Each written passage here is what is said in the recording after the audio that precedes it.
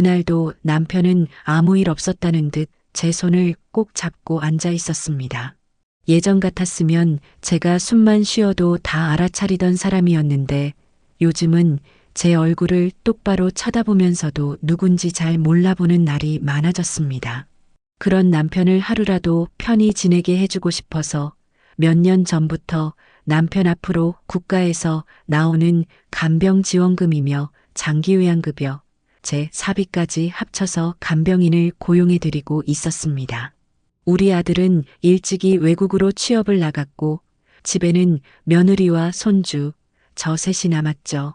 며느리는 말수가 적고 조용한 편이었지만 늘 집안일에 무심하고 아픈 시아버지를 외면하는 모습에 서운함이 많았습니다. 그러던 어느 날 간병인 선생님께서 저에게 조심스럽게 물으셨습니다. 어머님, 혹시 이번 달에는 제 급여가 좀 늦게 들어오는 건가요? 그 말을 듣는 순간 머리가 멍해졌습니다. 저는 매달 빠짐없이 며느리에게 간병비를 전달해 왔고 며느리는 그것을 간병인 선생님께 드리는 걸로 알고 있었거든요. 저는 아무 일 없다는 듯 고개를 끄덕이며 죄송해요. 이번 달은 제가 직접 드릴게요.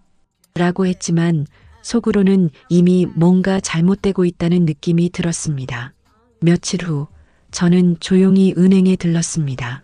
남편 명의의 간병비 통장을 확인해 보니 깜짝 놀랄 수밖에 없었습니다. 최근 석 달간의 지급 내역이 모두 빠져 있었고 한 번에 500만 원이 넘는 큰 돈이 한 번에 인출된 기록이 있었습니다. 그 시점부터 저는 며느리의 움직임을 유심히 보기 시작했습니다. 평소와 다르게 외출이 잦아졌고 얼마 안 가서 고급 외제차를 끌고 집에 들어오는 모습까지 보게 되었습니다. 저는 며느리에게 물었습니다. 그 차 어떻게 된 거니?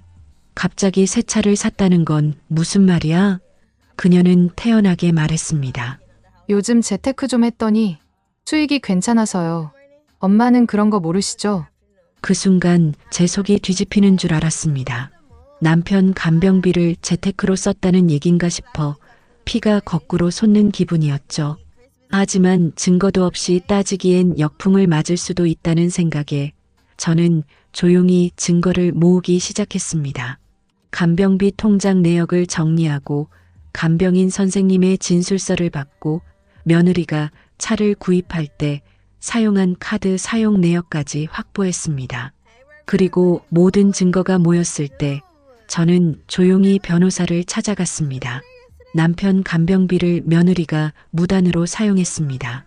액수도 적지 않고 반복적인 행위입니다. 변호사는 제 말을 조용히 듣더니 서류를 넘기며 말했습니다. 어머님, 이건 분명한 횡령입니다. 남편분이 인지 능력이 저하된 상태에서 가족이 보호자라는 이유로 사적으로 자금을 유용한 건 엄연한 범죄입니다. 결국 저는 고심 끝에 며느리를 고소하기로 했습니다. 나도 평생을 며느리랑 잘 지내고 싶었지. 하지만 내 남편이자 내 시아버지의 병을 내가 이용했단 걸 알았을 땐 참을 수가 없더라. 며느리는 처음엔 황당하다는 듯 코웃음을 쳤습니다. 그깟 돈 좀 썼다고 이 난리세요? 저는 조용히 말했습니다.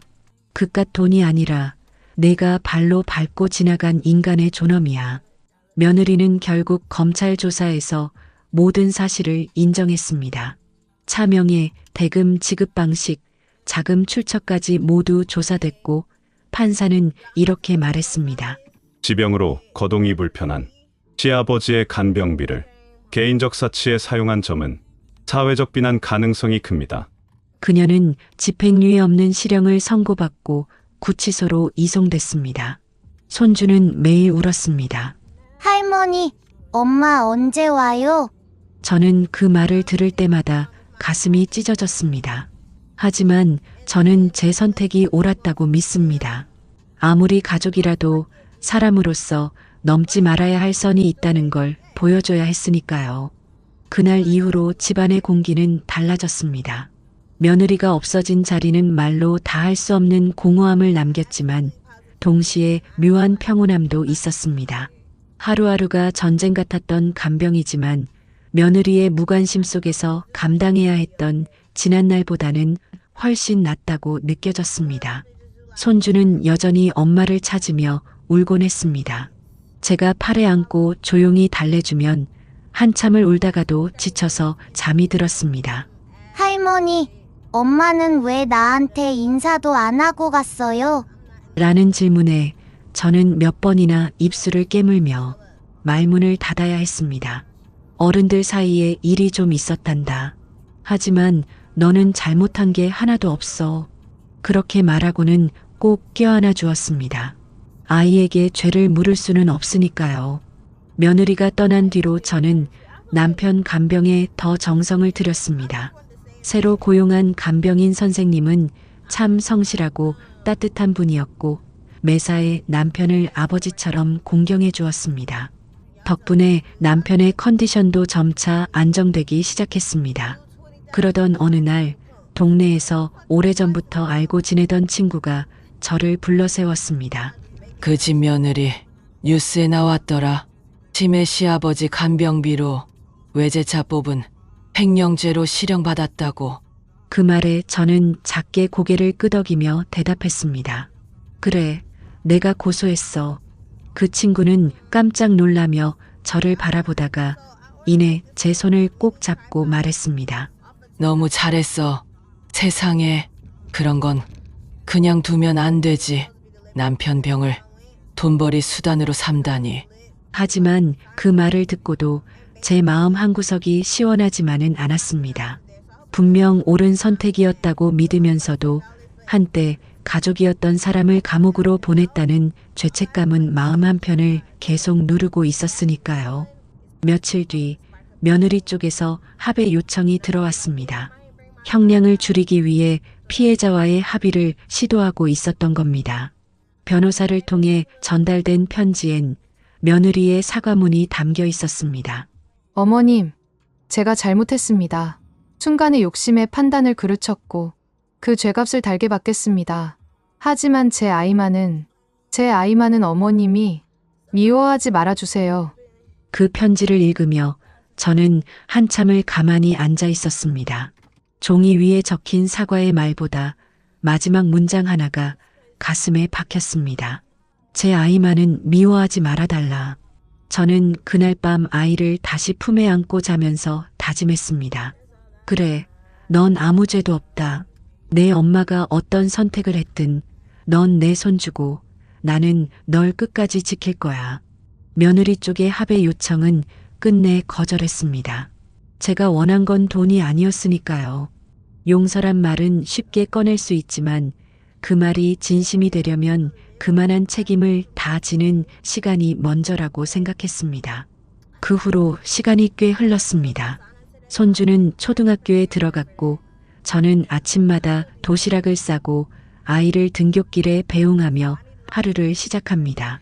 남편은 여전히 말이 없지만 가끔씩 제 손을 꼭 잡거나 창밖의 햇살을 따라 시선을 움직일 때면 저는 그 안에 남아있는 사람을 느낍니다. 그래서 그 손을 놓지 않고 매일 같이 앉아 말없이 함께 시간을 보냅니다. 그리고 가끔씩, 아주 가끔씩 며느리에게서 짧은 편지가 도착합니다. 죄송합니다. 그리고 감사합니다. 저는 아직도 어머님의 손길이 그립습니다. 그 편지를 읽을 때마다 마음이 복잡해지곤 합니다. 그녀의 잘못이 용서받을 수 있는 것이냐는 고민보다도 인간이란 참 복잡한 존재라는 생각이 먼저 듭니다. 그래도 다시 시간을 돌려도 저는 똑같이 행동했을 겁니다. 누구라도 지켜야 할 사람이 있다면 무엇보다 먼저 그를 위한 선택을 해야 하니까요. 그 즈음부터 저는 가족이라는 단어에 대해 다시 생각하게 됐습니다. 과연 가족이란 무엇일까요? 피를 나눈 관계라고 무조건 보호받아야 하는 걸까요? 아니면 가장 약한 사람을 끝까지 지켜주는 사람이야말로 진짜 가족일까요? 저는 후자라고 생각합니다. 남편은 이제 거의 말을 하지 않지만 가끔 제 손을 꼭 쥐고는 눈물을 흘릴 때가 있습니다. 그럴 때면 저는 조용히 말해줍니다. 괜찮아요. 난 아직도 당신 아내예요. 끝까지 곁에 있을 거예요. 그 순간마다 저는 스스로에게 다짐하곤 합니다. 나는 외롭지 않다고. 누군가의 보호자가 되어줄 수 있는 삶은 결코 비참하지 않다고. 손주는 점점 커가며 세상의 이치를 알아가고 있습니다. 어느 날 책을 읽다가 저에게 묻더군요. 할머니, 사람은 왜 나쁜 짓을 해요? 저는 잠시 고민하다가 말했습니다. 모든 사람이 다 나쁜 건 아니야. 가끔 실수하고 욕심에 눈이 멀기도 하지. 하지만 그걸 인정하고 다시 바로잡을 수 있으면 늦은 건 아니란다. 그러고는 손주를 꼭 안아주었습니다. 아이의 마음이 어느 방향으로 자랄지는 결국 어른의 태도에 달려 있다는 걸 저는 그동안의 경험으로 뼈저리게 느꼈습니다. 그래서 저는 오늘도 아이에게 부끄럽지 않은 어른이 되기 위해 묵묵히 하루를 살아갑니다. 간병인 선생님은 가끔 제게 이렇게 말합니다. 어머님, 정말 대단하세요. 그 힘든 일을 혼자 다 감당하시고, 하지만 저는 늘 이렇게 대답하죠. 내 남편이니까요. 한때는 나보다 나를 더 아껴주던 사람이었어요. 그 사람을 포기하면 내가 나를 버리는 거나 마찬가지예요. 그 말을 하면서도 마음 한편은 아픕니다. 만약 며느리가 그때 그 돈을 탐하지 않았더라면 지금쯤 우리 가족은 어떤 모습이었을까요? 아이도 엄마의 손을 잡고 학교에 다녔을 테고 저는 어쩌면 더 평온한 일상을 누렸을지도 모릅니다. 하지만 그 상상은 이제 의미가 없습니다. 이미 지나간 일이고 되돌릴 수 없는 과거니까요. 남은 건 앞으로 내가 어떤 선택을 하느냐 뿐입니다. 며느리는 복역 중에도 아이의 사진을 달라고 종종 편지를 보냅니다. 저는 아직까지 답장을 보내지는 않았습니다. 하지만 그녀가 언젠가는 진심으로 사죄하고 진심으로 변하길 바라는 마음은 있습니다. 가장 아픈 순간이 지나고 나면 결국 남는 건 진심뿐이라는 걸 저는 살아오며 배웠습니다. 그 진심이 언젠가 며느리에게도 닿길 바라는 마음으로 오늘도 저는 고요한 하루를 시작합니다. 남편의 병세는 여전히 나아지진 않았지만 더 나빠지지도 않았습니다. 이 평온함이 감사할 뿐입니다. 저는 매일 기도합니다. 당신이 나를 알아보지 못해도 괜찮아요. 그래도 난 당신 곁에 있을 거예요. 그리고 매일 밤 아이와 손을 잡고 잠들기 전 이야기해 줍니다. 우리 가족은 지금 작지만 아주 단단하단다. 누가 무슨 일을 해도 우리가 서로 지켜줄 수 있다면 그게 진짜 가족이야. 그 말에 아이는 꼭 제 손을 쥐며 고개를 끄덕입니다. 나도 엄마처럼 되지 않을게요. 할머니처럼 될래요. 그 말을 들은 날 밤은 아무리 힘들어도 마음이 따뜻합니다. 저는 며느리에게 사형 선고를 내린 게 아닙니다. 그녀가 다시 바르게 살 기회를 스스로 만들 수 있게 돕는 길이라고 믿고 있습니다. 그렇기에 저는 오늘도 후회 없이 제 방식대로 가족을 지키며 살아갑니다. 며느리가 복역한 지 1년이 조금 넘었을 무렵 보호관찰소에서 연락이 왔습니다. 모범수로 분류되어 조기 가석방 심사가 예정되었고 피해자인 저의 의견서를 요청한다는 공문이었습니다. 그날 저는 서랍 깊숙이 넣어두었던 며느리의 편지들을 꺼내 하나하나 다시 읽어보았습니다. 처음엔 사과의 말보다 변명이 많았던 편지들. 시간이 지나며 점점 담담하고 간절한 말들로 바뀌어 갔습니다. 어머님, 죄송합니다. 제 행동으로 인해 많은 사람을 다치게 했습니다. 아이 얼굴이 보고 싶습니다. 하루에 몇 번씩이나 그의 이름을 부르며 울고 또 울었습니다. 다시는 같은 실수를 반복하지 않겠습니다. 기회가 주어진다면 제대로 살아보고 싶습니다. 저는 편지를 다 읽고도 쉽게 답할 수 없었습니다.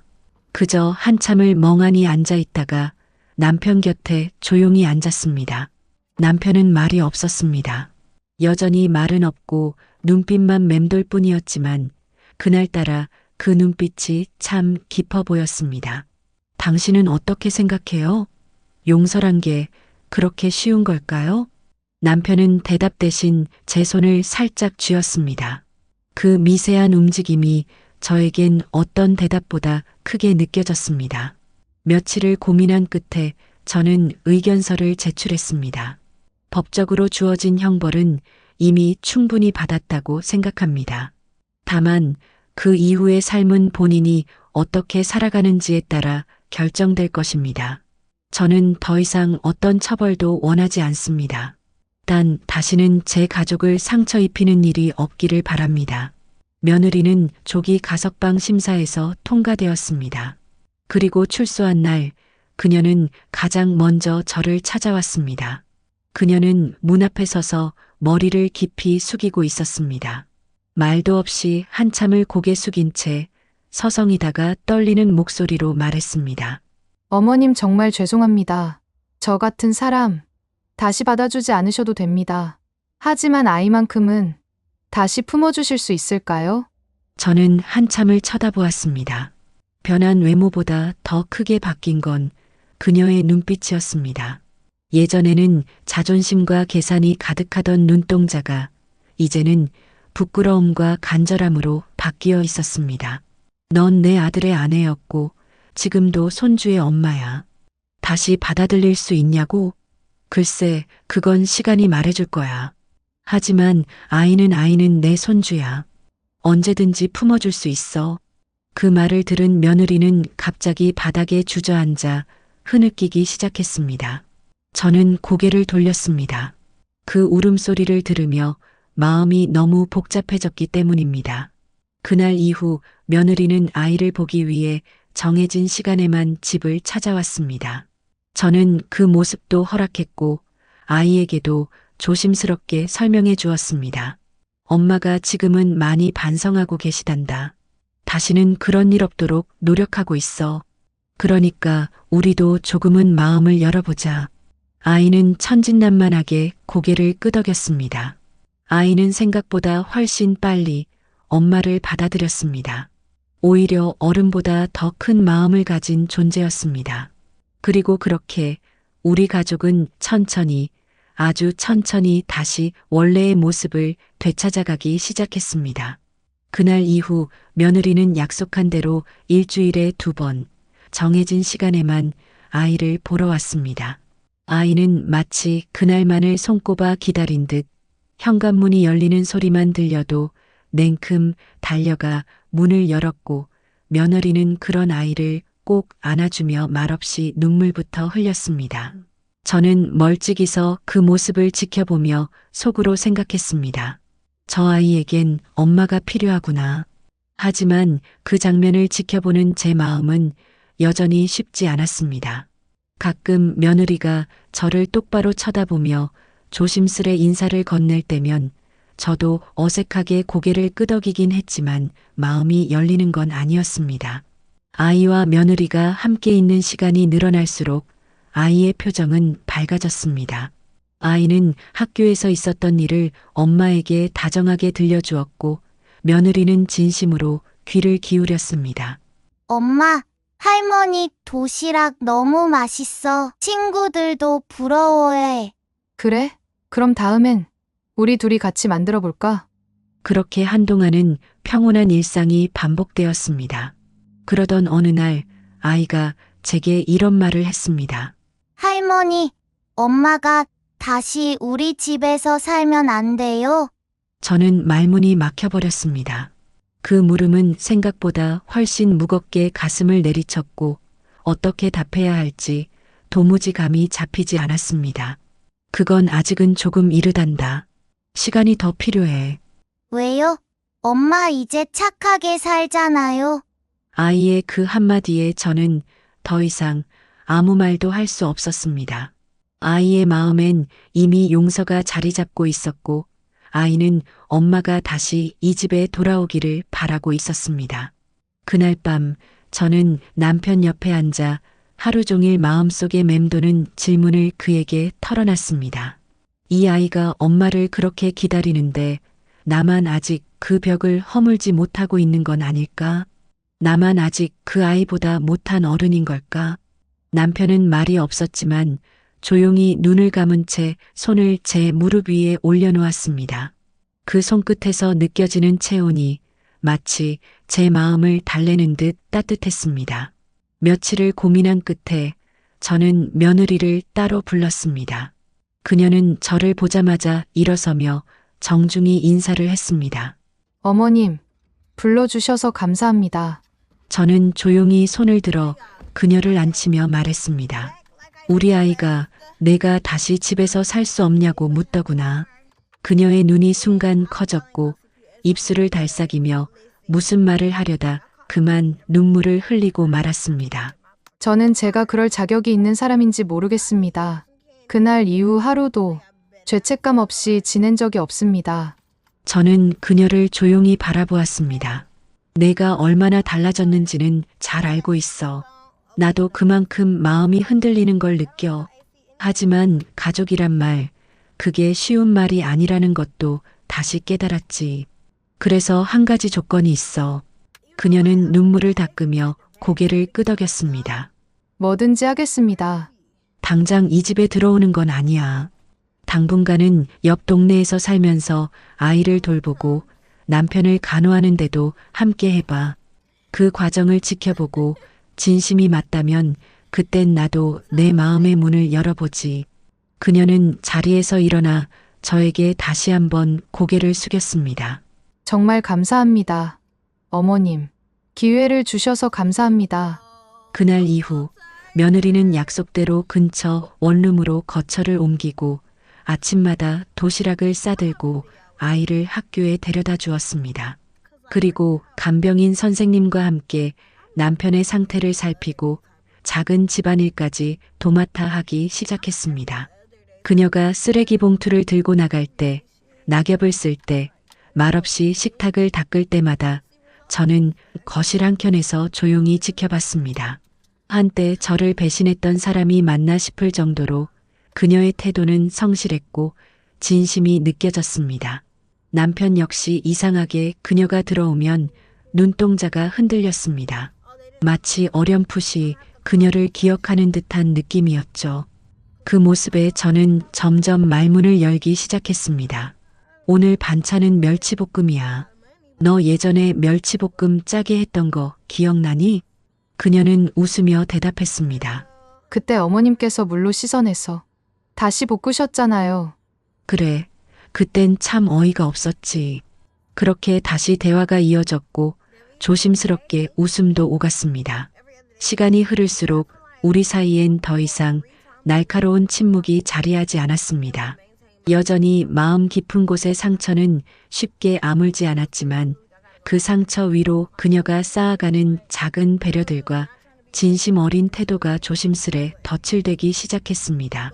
아침마다 며느리는 저보다 먼저 일어나 집안 구석구석을 정리하고 식탁 위엔 남편이 드시기 좋은 죽을 올려두었습니다. 처음에는 혹시라도 다시 잘 보이려는 의도는 아닌가 의심했지만 시간이 지날수록 그런 생각은 자연스레 사라졌습니다. 어느 날은 제가 감기 기운이 있어 누워 있는데 며느리가 조용히 방문을 열고 들어와 손수건에 묻힌 물수건을 제 이마에 얹어주었습니다. 어머님, 미음 끓여놨습니다. 입맛 없으시면 그거라도 한 숟갈 드셔보세요. 그 말을 들으며 눈을 감고 누워 있으니 옛날 제가 친정어머니께 받았던 돌봄이 문득 떠올랐습니다. 그날 저녁 저는 조용히 며느리에게 말했습니다. 너 예전엔 이런 사람이 아니었잖아. 내가 잘못 본 줄 알았어. 그녀는 잠시 멈칫하더니 작게 고개를 숙이며 대답했습니다. 그땐 눈앞의 것만 보였어요. 제가 얼마나 무서운 선택을 했는지도 모른 채 너무 늦게 알았어요. 그 고백에 저는 더는 아무 말도 할 수 없었습니다. 잘못을 인정하고 그것을 삶으로 바로잡으려는 사람에게 더 이상 던질 말이 없었던 겁니다. 남편의 상태는 어느 날 갑자기 조금씩 변화하기 시작했습니다. 예전 같으면 눈도 마주치지 않던 그가 며느리가 다가가면 고개를 돌려 따라보는 일이 늘었고 그녀가 손을 잡아들이면 아주 잠깐이지만 꽉 쥐고 놓지 않았습니다. 아버님, 저예요, 은희예요. 그녀가 조심스레 속삭일 때마다 남편의 눈동자가 떨렸고 저는 그 작은 반응들에 가슴이 저릿했습니다. 남편이 병에 걸린 건 불행이었지만 그 병이 우리 가족에게 또 한 번의 기회를 준 건 아닐까 생각하기도 했습니다. 아주 무섭고 긴 여정이었지만 결국 우린 지금 여기까지 도달했습니다. 그러던 중 손주가 학교에서 가족 그림 그리기 과제를 받았습니다. 저녁 식탁에서 그림을 보여주며 말했죠. 할머니, 이게 우리 가족이에요. 할머니, 엄마, 나, 그리고 아버지. 그림 속엔 제가 가장 크게 웃고 있었고 며느리는 손주 옆에 서 있었으며 남편은 의자에 앉아 있었지만 옆에서 제가 손을 꼭 잡고 있었습니다. 그림을 보며 저는 눈시울이 붉어졌고 며느리는 아이에게 다가가 조용히 말했습니다. 고마워. 우리 가족이 이렇게 다시 함께 할 수 있어서 정말 고마워. 그날 밤 저는 방에 앉아 남편의 손을 꼭 잡은 채 말했습니다. 우리 가족 다시 이어지고 있어요. 당신이 기억하지 못해도 괜찮아요.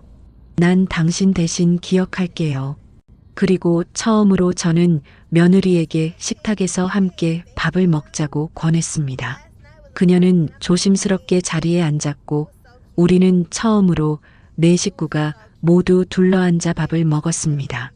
어색함 속에 간간히 웃음이 섞였고 조심스레 건네는 반찬 위로 시간이 흘러갔습니다.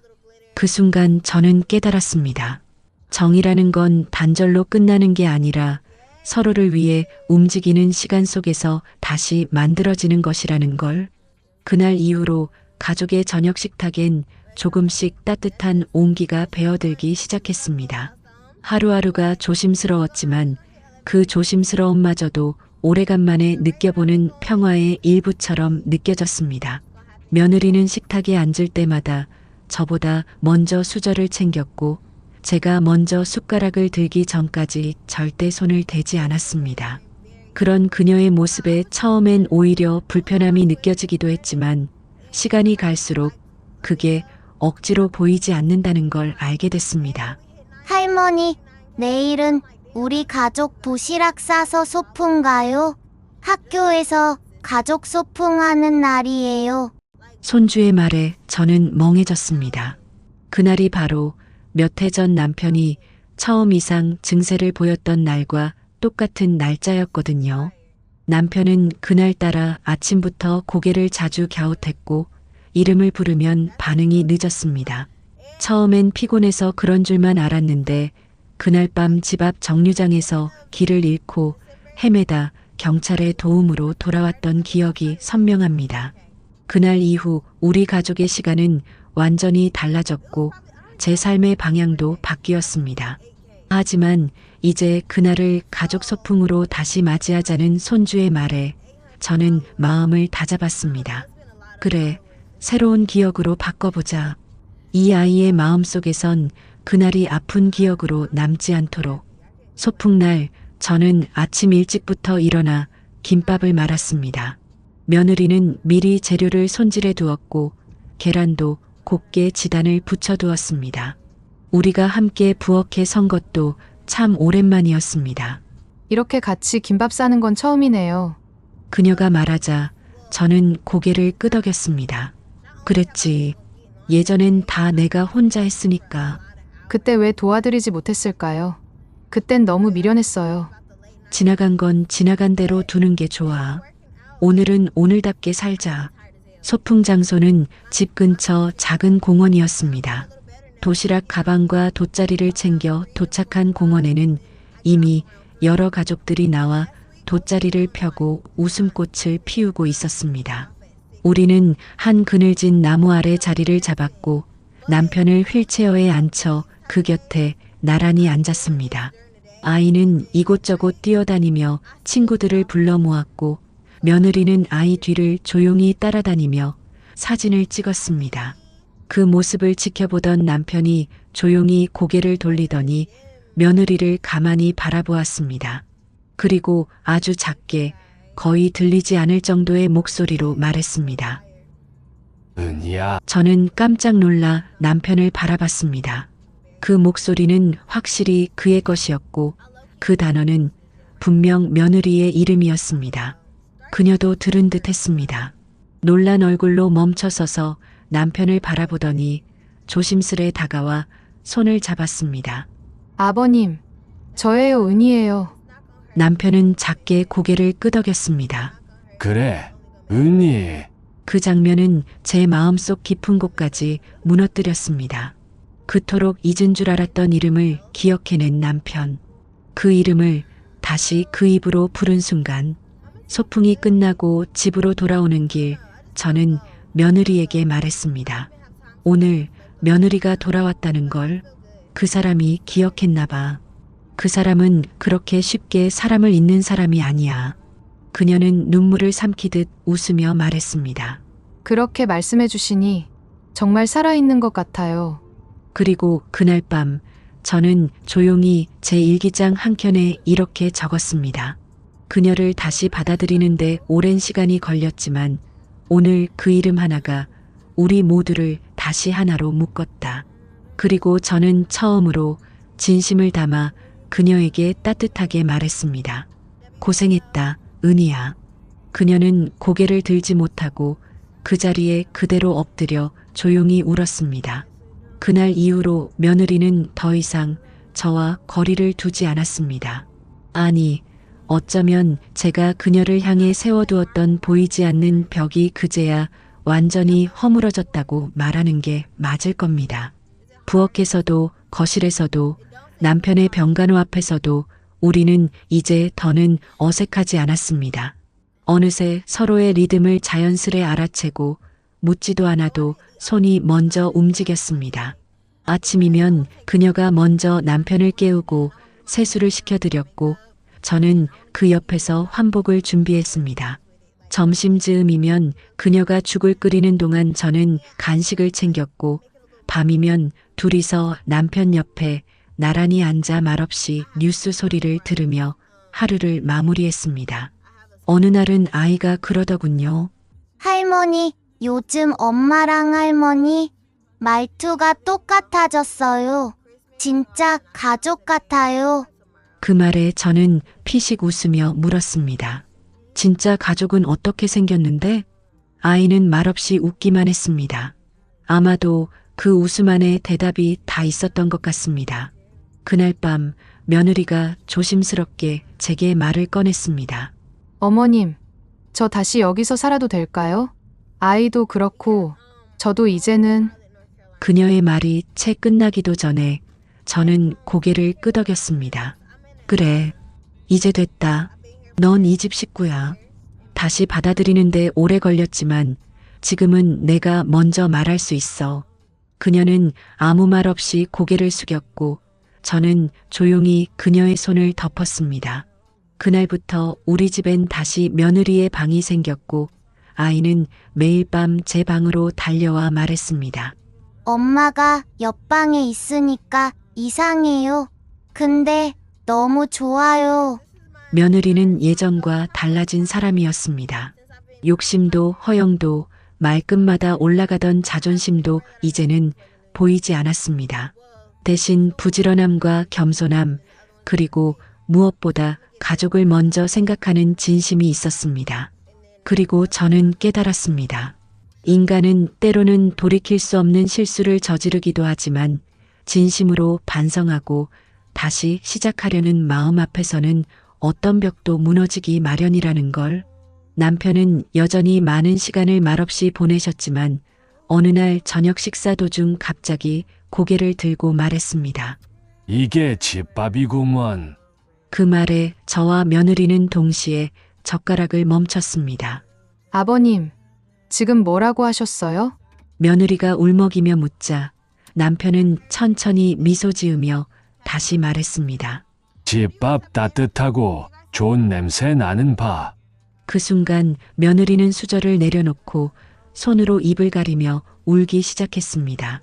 감사해요. 아버님 정말 감사합니다. 저는 그 장면을 보며 조용히 마음속으로 중얼거렸습니다. 이제 정말 우리 가족이 다시 이어졌구나. 그날 밤 저는 불 꺼진 부엌에 조용히 앉아 있었습니다. 뜨거운 차 한 잔을 손에 쥐고 며느리가 끓여놓은 생강차에서 나는 은은한 향을 맡으며 마음속 깊은 곳에서 올라오는 감정들을 하나하나 음미했습니다. 문득 남편과 처음 결혼했을 때가 떠올랐습니다. 어느 겨울날 작은 연탄방에서 두 손 꼭 잡고 앞으로 힘들어도 서로 버티자고 약속하던 그 시절. 그 사람은 언제나 약속을 지키는 사람이었고 제가 기댈 수 있는 단 한 사람의 어른이었습니다.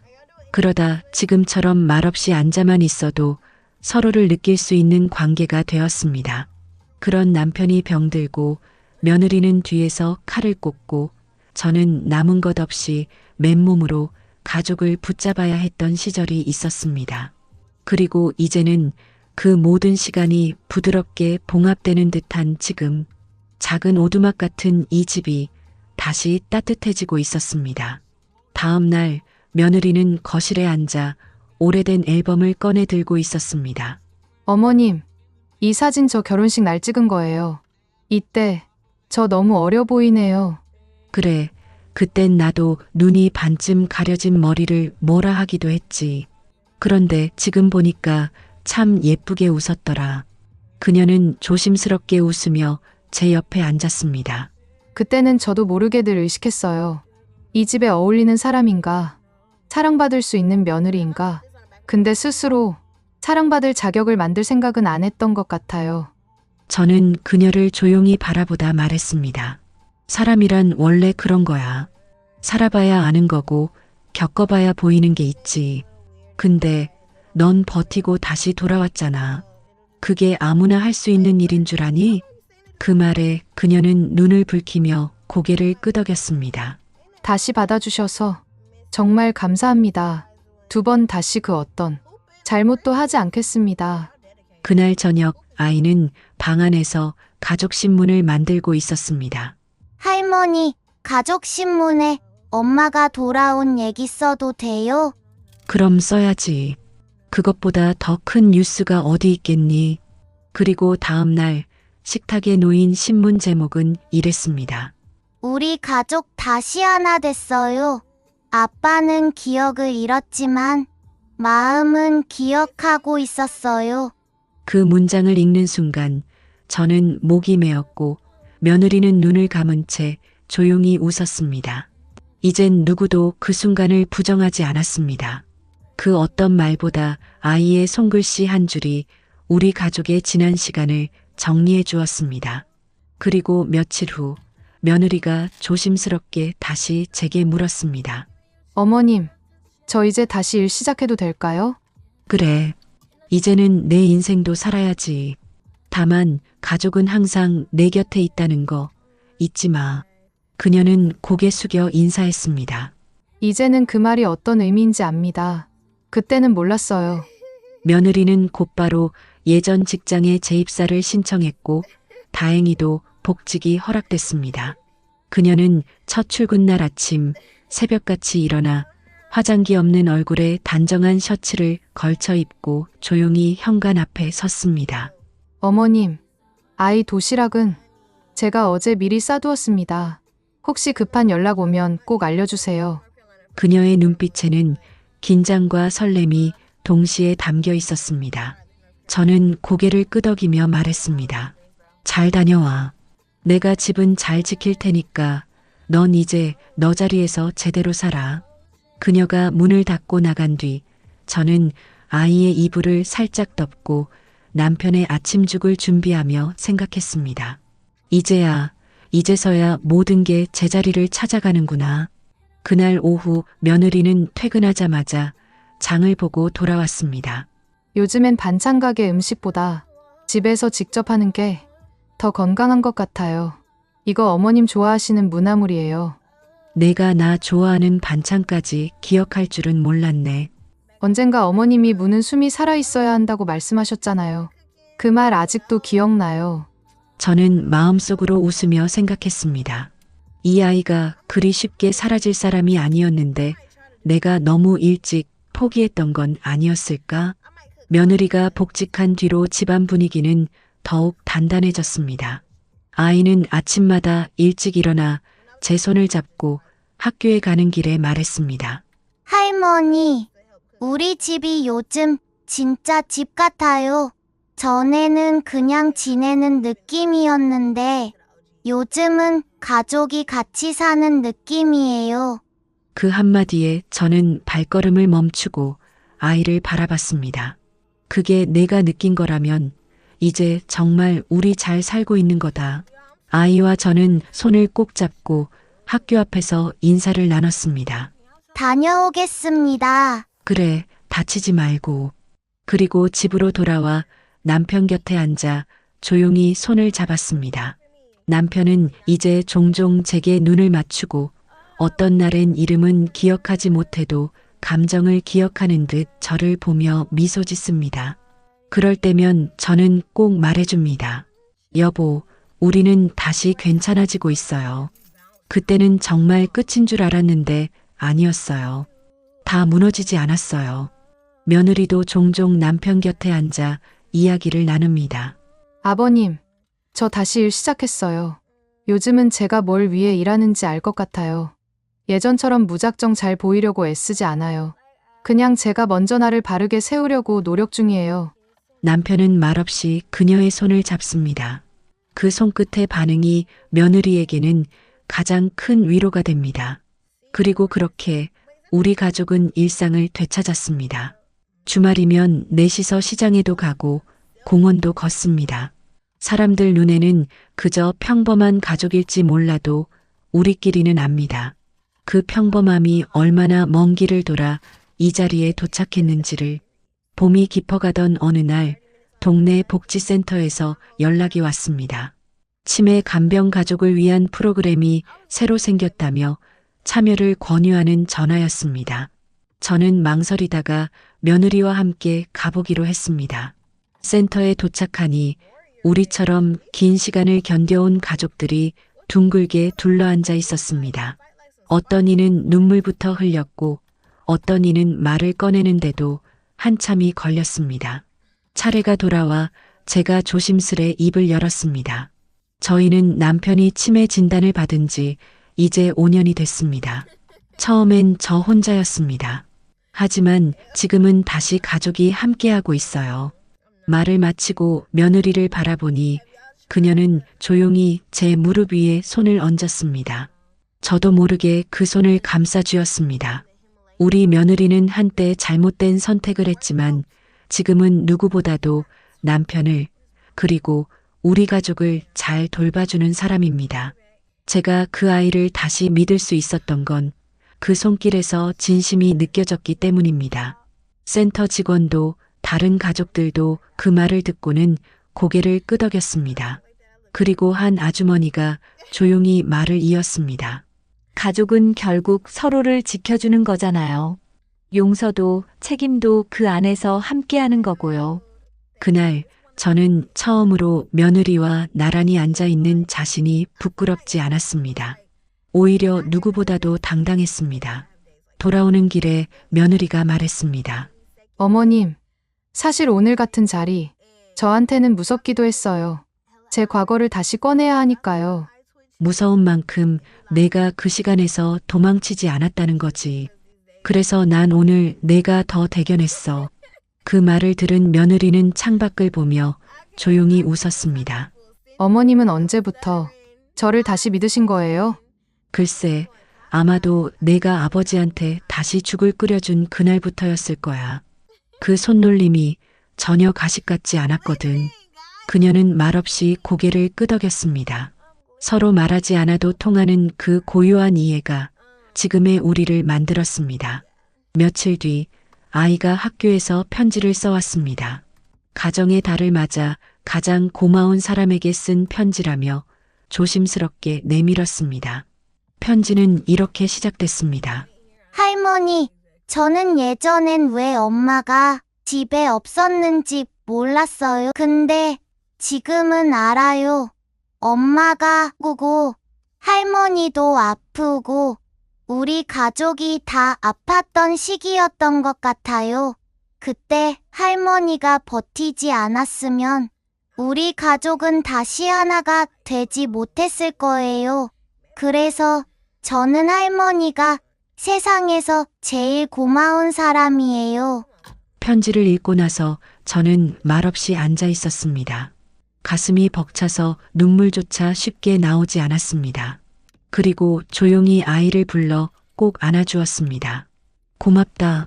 내가 우리 가족을 다시 따뜻하게 만들어줬구나. 그날 밤 잠든 아이를 이불 덮어주며 며느리가 말했습니다. 어머님, 저는 그때 제가 한 짓 때문에 이 아이한테 엄마라고 부를 자격도 없다고 생각했어요. 그런데 아이가 이렇게 저를 받아주니까 이제서야 조금씩 제 숨이 트여요. 그 마음으로 계속 살면 돼. 용서라는 건 계속 지켜나가는 거야. 하루 반짝 잘했다고 완성되는 게 아니야. 그녀는 눈을 감은 아이의 얼굴을 조용히 바라보며 고개를 끄덕였습니다. 저 정말 잘 살아볼게요. 하루하루 정직하게. 그리고 저는 그 말을 마음속에 꾹 눌러 담았습니다. 그녀의 진심이라는 두 글자를 이제는 의심하지 않기로. 그로부터 한 달쯤 지났을 무렵 남편의 건강 상태에 조금씩 변화가 생기기 시작했습니다. 기억력이 갑자기 나빠졌다기보다 평소보다 더 많이 멍하게 앉아 있는 시간이 길어졌고 식사 중에도 수저를 놓고 멍하니 벽만 바라보는 일이 잦아졌습니다. 처음엔 단순한 기분 변화겠거니 했지만 며칠째 같은 증상이 반복되자 저는 병원 진료를 예약했습니다. 진료 당일 며느리는 출근을 하루 미뤄서까지 같이 따라 나섰습니다. 진료실 앞에서 대기하며 그녀가 제게 말했습니다. 아버님이 혹시 더 나빠지신 건 아닐까요? 저는 떨리는 마음을 숨기며 대답했습니다. 그럴 수도 있고 아닐 수도 있겠지. 근데 무서워도 확인은 해야 해. 의사는 조용한 목소리로 우리에게 말했습니다. 예상하셨을지 모르겠지만 진행이 좀 더 빨라졌습니다. 남편분께서 받는 자극이 줄어들지 않도록 가급적 많은 대화를 나누시고 표정이나 손길로라도 정서적 교류를 유지해 주세요. 집으로 돌아오는 길, 며느리는 말이 없었습니다. 아이가 학교에서 돌아오고도 그녀는 말없이 남편의 방에 앉아 그의 손을 붙잡고 있었습니다. 아버님, 저예요, 은희예요. 오늘 회사 안 갔어요. 아버님 곁에 있으려고요. 그녀는 그렇게 한참을 앉아 있었습니다. 말도 하지 않고 눈도 맞추지 못한 채 그저 손을 놓지 않고만 있었습니다. 그리고 저는 부엌에서 조용히 밥을 하며 생각했습니다. 남편이 말을 잃고 기억을 잃어갈지라도 이 집엔 여전히 그를 기억하는 사람이 있고 그를 위해 매일을 살아내는 두 여자가 있다는 걸 말입니다. 며칠 후 며느리는 작은 상자를 하나 들고 제게 다가왔습니다. 어머님, 이거 예전 제 결혼식 앨범이랑 아버님과 찍은 사진이 조금 있길래 정리해봤어요. 그 상자 안엔 노란색으로 빛바랜 사진 몇 장과 어릴 적 아이와 함께 찍은 가족 사진이 섞여 있었습니다. 그녀는 한 장을 꺼내 남편 곁에 놓인 탁자에 조심스레 세워두었습니다. 아버님, 이거 기억나세요? 우리 처음 가족여행 갔을 때예요. 속초 바닷가에서 그때 저 어머님 말 안 듣고 짐 빠뜨려서 엄청 혼났었죠. 남편은 아무 말이 없었지만 한참 뒤 그의 손가락이 아주 살짝 사진 쪽을 향해 움직였습니다. 그 작은 반응 하나에 저도 모르게 숨이 막힐 만큼 가슴이 찌릿했습니다. 그날 밤 저는 며느리와 마주 앉아 뜨거운 차를 마셨습니다. 사람이 어떤 잘못을 저질렀더라도 누군가 진심으로 붙잡아주면 바뀌는 거구나. 내가 나한테 그런 사람이 된 것 같아.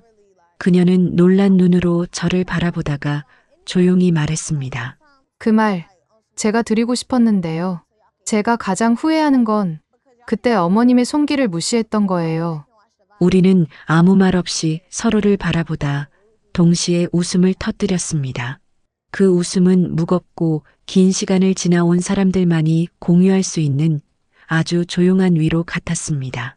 며칠 후 동네에서 조용히 열리는 치매 가족 간병자 모임에서 제가 짧은 강연을 맡게 되었습니다. 복지사 선생님이 조심스럽게 제안을 하셨을 때 처음엔 고개를 저었습니다. 하지만 다시 생각해 보니 저와 같은 길을 걸어가는 누군가에게 이 이야기들이 작은 위로가 될 수도 있다는 생각이 들었습니다. 그날 저는 며느리와 함께 행사장에 도착했습니다. 저는 마이크 앞에 서서 천천히 이야기를 시작했습니다. 제 남편은 치매 진단을 받은 지 오래됐습니다. 처음엔 눈을 질끈 감고 부정했고, 나중엔 울며 견뎠고, 지금은 그저 함께 있습니다. 그 시간 동안 가장 힘들었던 건 외로움이었습니다. 간병이 힘든 게 아니라 가족인데도 함께 버텨주는 이가 없다고 느껴졌던 그 마음이 더 견디기 힘들었습니다.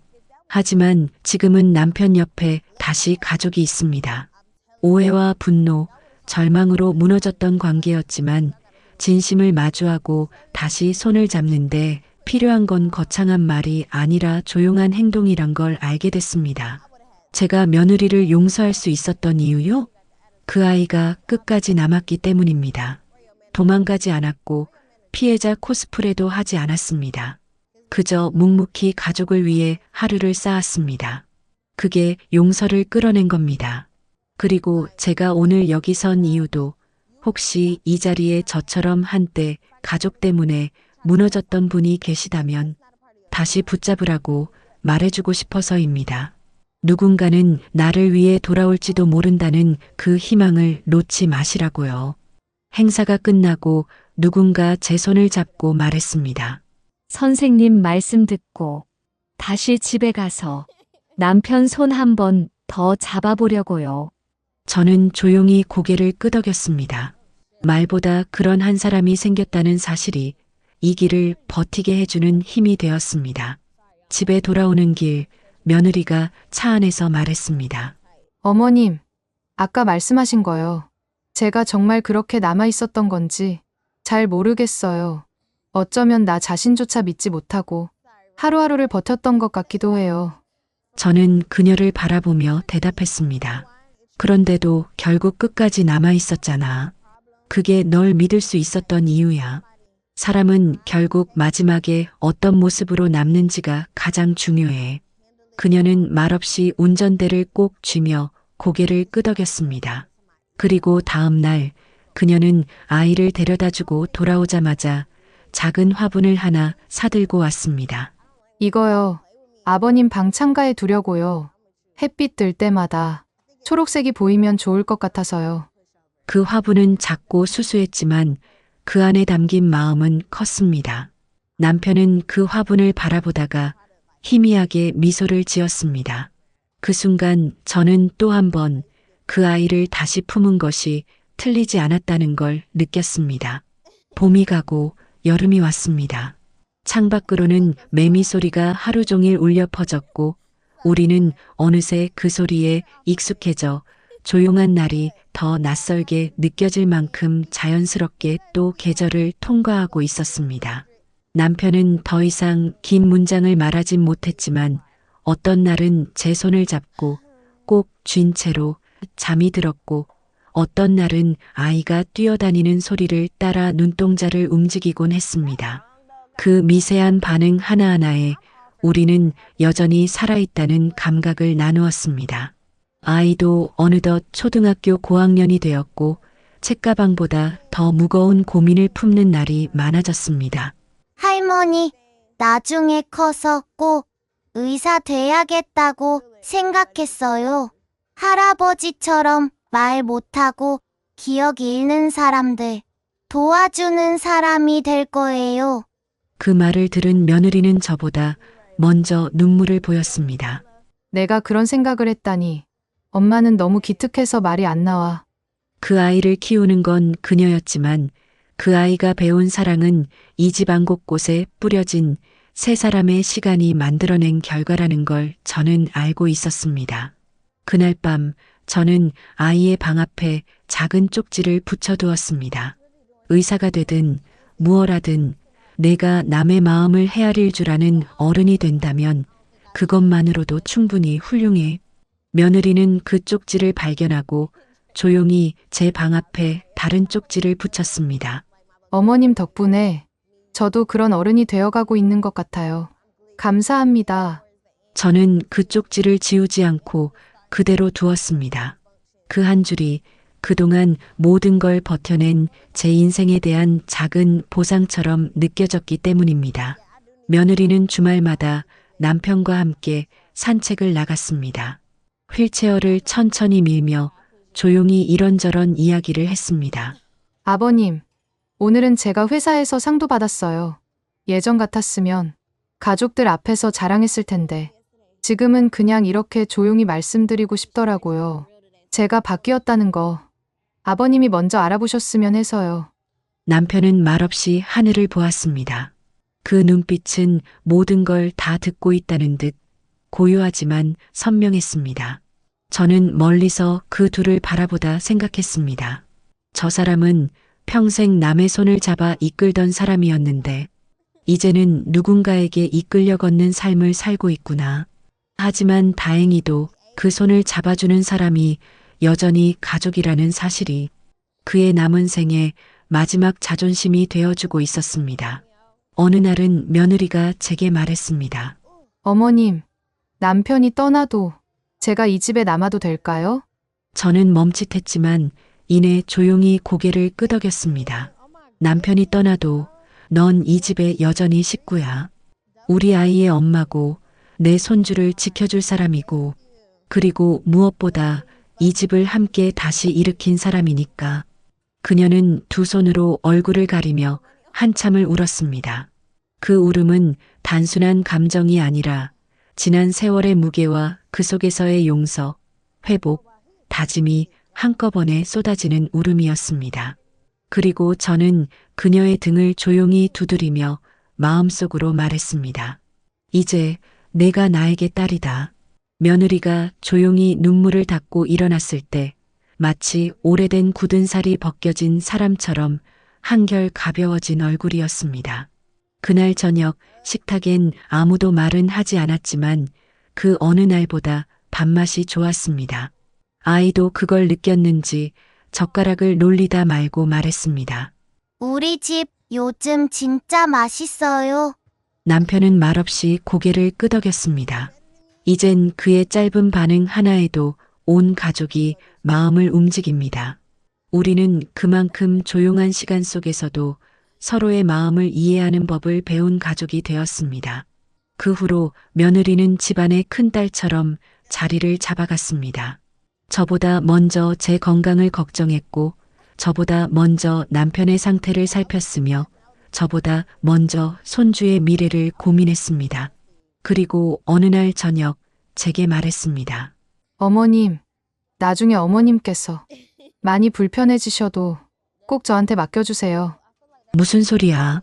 난 아직 정정한걸. 그래도요, 저는 아버님께 용서를 받았지만 어머님께 은혜를 갚은 건 아직 부족해요. 그녀의 말에 저는 잠시 뜸을 들이다 조용히 말했습니다. 은혜는 갚는 게 아니야. 살아가는 거지. 나도 너한테 받은 게 많아. 내가 없었으면 우리 가족은 진작 흩어졌을 거야. 그녀는 눈시울을 붉히며 고개를 숙였습니다. 그리고 저는 속으로 또 한 번 다짐했습니다. 이제야말로 진짜 가족이 되었구나. 피보다 더 진한 시간으로 엮인 관계가 되었구나. 며느리가 다시 집에 들어온 지 1년이 되는 날, 아이는 학교에서 가족의 정의에 대해 발표를 준비하고 있었습니다. 할머니, 저는 이렇게 쓰려고요. 가족이란 다시는 못 볼 줄 알았던 사람이 돌아와서 내 손을 다시 잡아줄 때까지 기다릴 수 있는 사람들. 저는 그 문장을 들은 순간 눈물이 왈칵 쏟아질 뻔했습니다. 아이의 그 한 문장이 지난 몇 년을 모두 요약해주고 있었습니다. 며느리도 그 말을 듣고 조용히 중얼이듯 말했습니다. 얘가 저보다 더 어른 같아요. 저도 그 손을 너무 늦게 잡았던 것 같아서 늘 죄송한데 이 아이는 저를 기다려줬어요. 그날 저녁 아이의 발표문을 들으며 남편 곁에서 저는 조용히 손을 쥐어 주었습니다. 우리 참 많은 걸 지나왔네요. 하지만 끝까지 버텨서 결국 여기까지 왔어요. 남편은 아주 미세하게 제 손을 움켜쥐었습니다. 그 작고 묵직한 반응 하나가 어떤 말보다 더 확실하게 느껴졌습니다. 이 사람도 우리를 느끼고 있구나. 그날 밤 저는 오래된 사진첩을 꺼내 침대 위에 펼쳐두었습니다. 결혼식 사진, 아이 돌잔치 사진, 가족여행, 그리고 남편이 처음 병세를 보이던 날까지 그 사진들 한 장 한 장마다 수많은 감정이 뒤섞여 있었습니다. 그리고 새 사진 하나를 꺼내 가장 앞장에 끼웠습니다. 며느리와 손주, 그리고 저, 함께 웃고 있는 사진. 그 사진 위에 저는 연필로 조용히 적었습니다. 다시 우리 가족. 며칠 후 동네 마을회관에서 여름맞이 가족 노래자랑이 열린다는 소식이 들려왔습니다.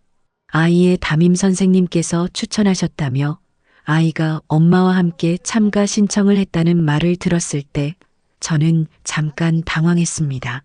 사람들 앞에 서서 노래를 부르는 일이 부끄럽기도 했겠지만 무엇보다 며느리에게 아직 상처로 남아있을 수많은 시선들을 떠올리게 했기 때문입니다. 하지만 며느리는 웃으며 말했습니다. 이제는 피하고 싶지 않아요. 저희 아이가 자랑스러워할 수 있도록 제대로 서보고 싶어요. 노래자랑 당일 저는 남편의 휠체어를 밀고 회관으로 향했습니다. 입구에 도착하자 이미 많은 이웃들이 자리하고 있었고 그중 몇몇은 우리 가족을 보고 깜짝 놀란 표정을 지었습니다. 하지만 저는 피하지 않았습니다. 이제는 감추기보다 드러내고 멀어지기보다 다가서는 게 더 강한 용서라는 걸 알게 됐으니까요. 아이와 며느리는 무대에 올랐고 마이크 앞에 선 둘은 너는 내 운명이라는 오래된 곡을 부르기 시작했습니다. 아이의 목소리는 맑았고 며느리의 음성은 조용했지만 단단했습니다.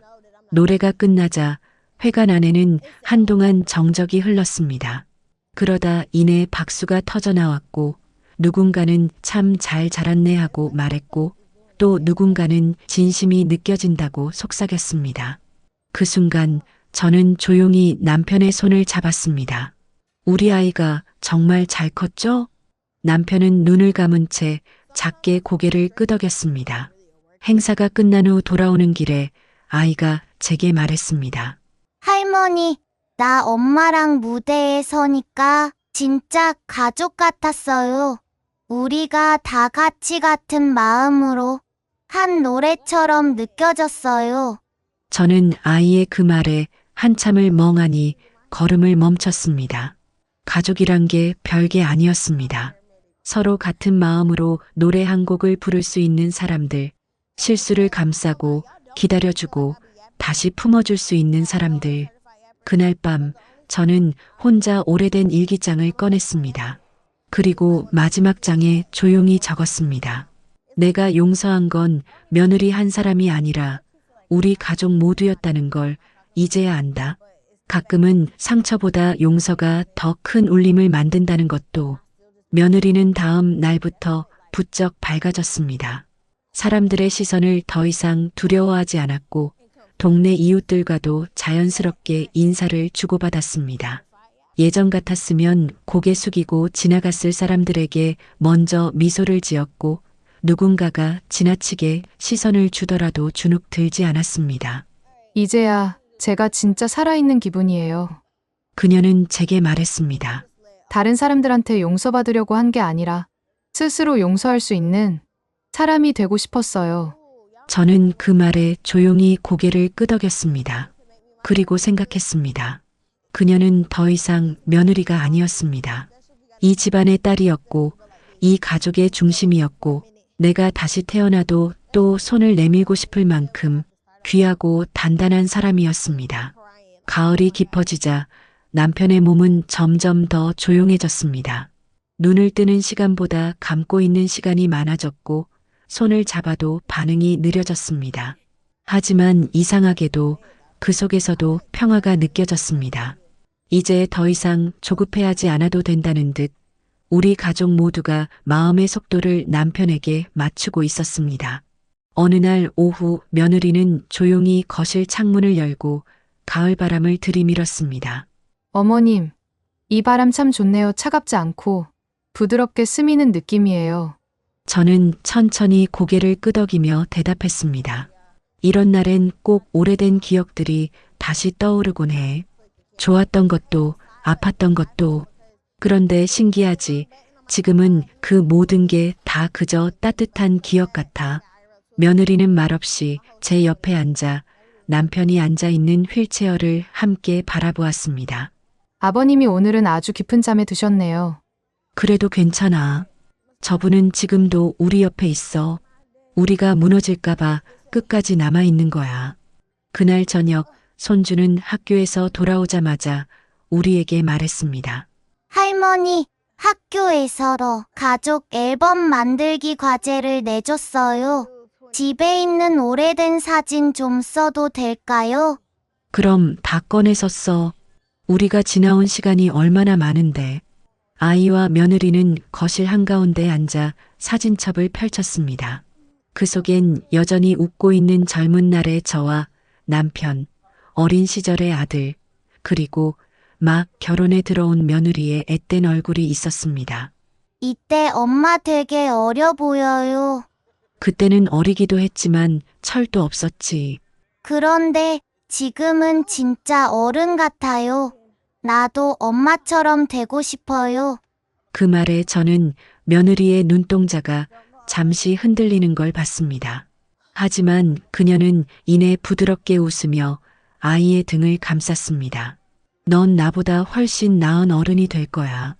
밤이 되자 남편은 조용히 숨을 고르듯 잤고 집안엔 깊은 평온이 감돌았습니다. 저는 제 방에 앉아 천천히 편지를 꺼내 써내려갔습니다. 당신, 우린 끝내 이겨냈어요. 그토록 어두운 시간 속에서도 서로를 놓지 않았고 버림받았다고 느끼던 며느리도 결국 다시 품에 안았고 이 아이는 당신의 손자라는 게 자랑스러울 만큼 훌륭하게 자라고 있어요. 당신이 말을 잃은 자리를 우리가 함께 메우고 있어요. 당신이 점점 멀어져도 우린 그 빈자리를 외면하지 않고 함께 지키고 있어요. 그러니 안심하세요. 이제 정말 괜찮아요. 우리 가족, 당신이 믿고 떠나도 될 만큼 단단해졌어요. 그 편지를 고이 접어 남편의 책상 서랍에 넣었습니다. 언젠가 그가 다시 눈을 크게 떠서 읽을 수도 있고 그렇지 않더라도 이 마음만큼은 반드시 전해지리라는 확신이 있었습니다. 그리고 저는 창가에 앉아 가을밤 하늘을 바라보았습니다. 조용하고 서늘하고 투명한 그 밤 공기 속에서 내가 지켜낸 이 가족의 온기를 느끼며 긴 호흡을 뱉어냈습니다. 겨울이 가까워졌다는 건 아침 창문을 열었을 때 먼저 느껴집니다. 김이 서린 유리창, 손끝으로 스치면 금세 서리가 거치는 그 찰나의 차가움.